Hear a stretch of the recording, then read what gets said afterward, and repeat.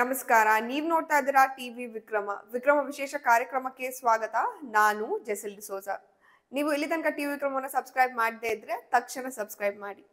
ರಾಜ್ಯ ಕಾಂಗ್ರೆಸ್ನ ಪರಿಸ್ಥಿತಿ ಹೇಗಾಗಿದೆ ಇವತ್ತು ಅಂದ್ರೆ ಕಪ್ಪೆಗಳನ್ನೆಲ್ಲ ಹಿಡ್ಕೊಂಡು ಒಂದು ಬುಟ್ಟಿಯಲ್ಲಿ ಸೇರ್ಸಿದ ಹಾಗೆ ಆಗ್ತಾ ಇದೆ. ಒಂದಾದ್ಮೇಲೆ ಒಂದು ಸಮಸ್ಯೆಗಳು ಹೈಕಮಾಂಡ್ಗೆ. ಈಗ ಕರ್ನಾಟಕದಲ್ಲಿ ಯಾವಾಗ ಬೇಕಾದ್ರೂ ಸಿಎಂ ಬದಲಾಗಬಹುದು. ಸಿದ್ದರಾಮಯ್ಯ ಅವರು ಕುರ್ಚಿಯಿಂದ ಇಳಿದು ಡಿ.ಕೆ. ಶಿವಕುಮಾರ್ ಅವರು ಕೂರಬಹುದು. ನೆನಪು ಮಾಡ್ಕೊಳ್ಳಿ, 2023ರಲ್ಲಿ ಕರ್ನಾಟಕದಲ್ಲಿ ಕಾಂಗ್ರೆಸ್ ಅಧಿಕಾರಕ್ಕೆ ಬಂದಾಗ ಒಂದು ಫಾರ್ಮುಲಾವನ್ನ ಮಾಡ್ಕೊಂಡ್ರು.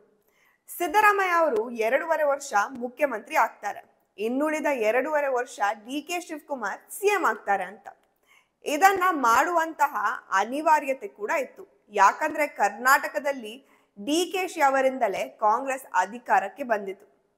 ಅದೇ ರೀತಿ ಡಿ.ಕೆ. ಶಿವಕುಮಾರ್ ನಾನು ಶ್ರಮ ಪಟ್ಟಿದ್ದು ನಾನೇ ಸಿಎಂ ಆಗ್ಬೇಕು ಅಂತ ಆಸೆ ಪಟ್ಟಿದ್ರು. ಆದ್ರೆ ಜಾತಿ ಲೆಕ್ಕಾಚಾರ ಹಾಗೂ ಬಣ ರಾಜಕೀಯ ನೋಡ್ಕೊಂಡು ಸಿದ್ದರಾಮಯ್ಯ ಅವರನ್ನ ಸಿಎಂ ಮಾಡ್ತಾರೆ. ಈಗ ಮತ್ತೊಮ್ಮೆ ಇದೇನು ಫಸ್ಟ್ ಟೈಮ್ ಅಲ್ಲ, ಹಿಂದೆ ಸುಮಾರು ಸಲ ಆಗಿದೆ. 2 ಕಡೆ ಬೆಂಬಲಿತ ಶಾಸಕರು ಕಚ್ಚಾಡ್ಕೊಳ್ತಾನೆ ಇದ್ದಾರೆ.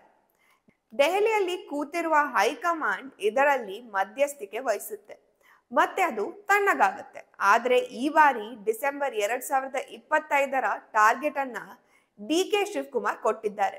ಸೋನಿಯಾ ಗಾಂಧಿ ಅವರು ಇದೇ ವಿಚಾರವಾಗಿ ಒಂದು ಎಮರ್ಜೆನ್ಸಿ ಮೀಟಿಂಗ್ ಅನ್ನ ಮಾಡ್ತಾರೆ. ಮೀಟಿಂಗ್ ನಲ್ಲಿ ಕಾಂಗ್ರೆಸ್ನ ಹಲವು ನಾಯಕರ ಜೊತೆ ಮಾತುಕತೆ ನಡೆಸಿ ನಂತರ ರಣದೀಪ್ ಸುರ್ಜೇವಾಲಾ ಅವರನ್ನ ಕರ್ನಾಟಕಕ್ಕೆ ಕಳಿಸ್ತಾರೆ.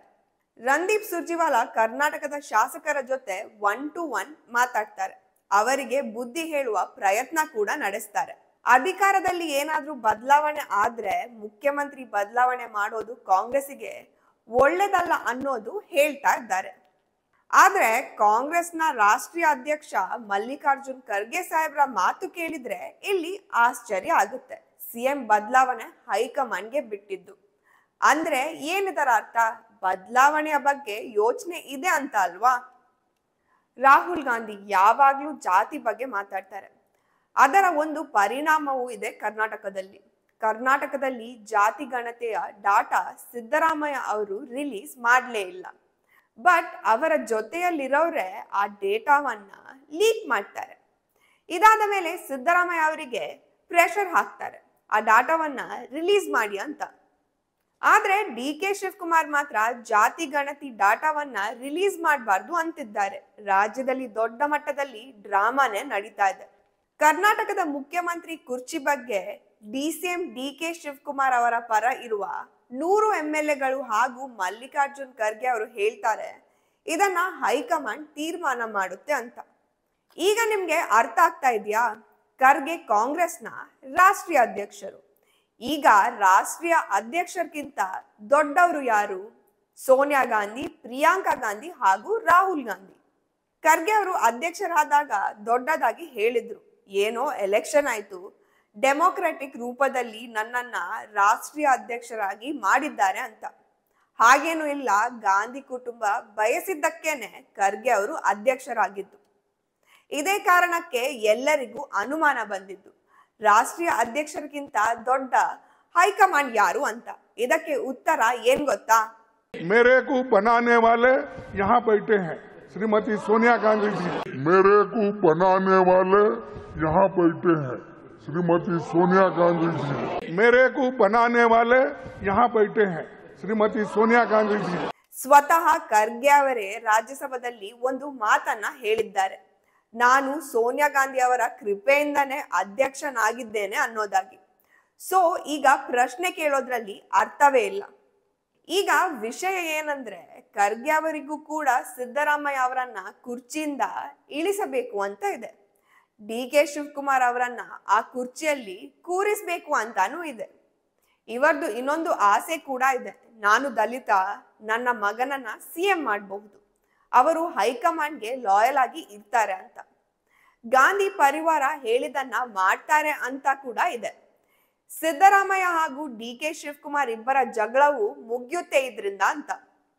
ಖರ್ಗೆ ಅವರ ಹತ್ರ ಪತ್ರಕರ್ತರು ಪ್ರಶ್ನೆ ಕೇಳಿದಾಗ ಹೇಳ್ತಾರೆ, ಯಾರಿಗೂ ಗೊತ್ತಿಲ್ಲ ಹೈಕಮಾಂಡ್ ಏನ್ ತೀರ್ಮಾನ ತಗೊಳ್ತಾ ಇದ್ದಾರೆ ಅನ್ನೋದಾಗಿ.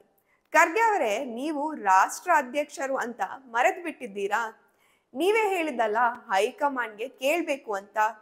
ಒಬ್ಬ ರಾಷ್ಟ್ರೀಯ ಅಧ್ಯಕ್ಷನಿಗೆ ಇದಕ್ಕಿಂತ ಅವಮಾನ ಬೇರೆ ಯಾವ್ದಾದ್ರು ಇದೆಯಾ? ನೋಡಿ, ಬಿಜೆಪಿಯಲ್ಲಿ ನಡ್ಡಾ ಅವರು ಯಾವತ್ತಿಗೂ ಈ ತರ ಹೈಕಮಾಂಡ್ ಹೇಳುತ್ತೆ ಅನ್ನೋದನ್ನ ಕೇಳಿಲ್ಲ. ಆದ್ರೆ ನೀವು ಪ್ರತಿಯೊಂದಕ್ಕೂ ಹೈಕಮಾಂಡ್ ಅಂತೀರಲ್ಲ, ಕಾಂಗ್ರೆಸ್ನ ರಾಷ್ಟ್ರೀಯ ಅಧ್ಯಕ್ಷರೇ ಹೈಕಮಾಂಡ್ ಅಲ್ವಾ?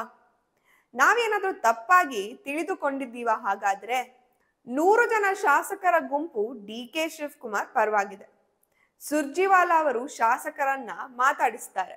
ಏನಾಗುತ್ತೆ ಅಂತ ಮುಂದೆ ನೋಡ್ಬೇಕು. ಅಲ್ಲ, ಸುಮ್ಮನೆ ಯಾರ್ಯಾರನ್ನು ಕಳ್ಸೋದ್ಕಿಂತ ಜನನಾಯಕ ರಾಹುಲ್ ಗಾಂಧಿಯೇ ಬಂದು ಒಂದ್ಸಲ ಎಲ್ಲವನ್ನ ಕ್ಲಿಯರ್ ಮಾಡಬಹುದಿತ್ತಲ್ವಾ? ರಾಹುಲ್ ಗಾಂಧಿ ಕರ್ನಾಟಕಕ್ಕೆ ಬಂದ್ರೆ DK ಶಿವಕುಮಾರ್ ಕೇಳ್ತಾರೆ, ನೀವು ಕೊಟ್ಟ ಮಾತಲ್ವಾ ಇದು? 2.5 ವರ್ಷ ಆಗಿದೆ, ನನ್ನನ್ನ CM ಮಾಡಿ ಅಂತ. DK ಶಿವಕುಮಾರ್ ತಮ್ಮ ಆಪ್ತ ಶಾಸಕರಿಗೆಲ್ಲ ಭರವಸೆಯನ್ನ ಕೊಟ್ಟಿದ್ರು, ನೀವು ಕೆಲಸ ಮಾಡಿ, ನಾನೇ ಮುಖ್ಯಮಂತ್ರಿ ಅಂತ. ಈಗ ಅವರಿಗೆ ಮುಖ ತೋರಿಸೋದು ಹೇಗೆ? ಅದಕ್ಕಾಗಿಯೇ ಈ ಹೋರಾಟ. ಟಿವಿ ವಿಕ್ರಮ, ದೇಶ ನಿಮ್ಮ ಕೈಯಲ್ಲಿ. ಈ ಕಾರ್ಯಕ್ರಮ ನಿಮಗೆ ಇಷ್ಟ ಆಗಿದ್ದಲ್ಲಿ ಲೈಕ್, ಶೇರ್ ಹಾಗೂ ಕಮೆಂಟ್ ಮಾಡಿ.